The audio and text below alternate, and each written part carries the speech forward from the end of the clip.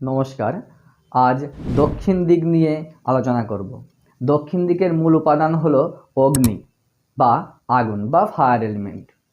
এই দক্ষিণ দিকে যদি কোনোভাবে ওয়াটার বা নীল কালার চলে আসে, তাহলে অগ্নিতত্ত্ব যেমন দুর্বল হবে, তেমনি জলতত্ত্বও দুর্বল হয়ে পড়বে।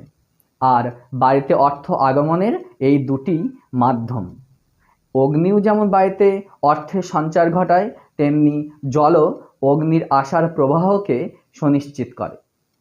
তাই অগ্নিকোণ বা দক্ষিণ দিকে যদি কোনোভাবে জলের জায়গা করেন বা প্রবাহিত জল থাকে বা গর্ত থাকে বা সেখানে নীল রং থাকে তাহলে দেখবেন, বা কালো রং থাকে, তাহলে অর্থ ক্ষতি হবে, নানান কাজে অর্থ বেকার প্রচুর পরিমাণে ব্যয় হবে।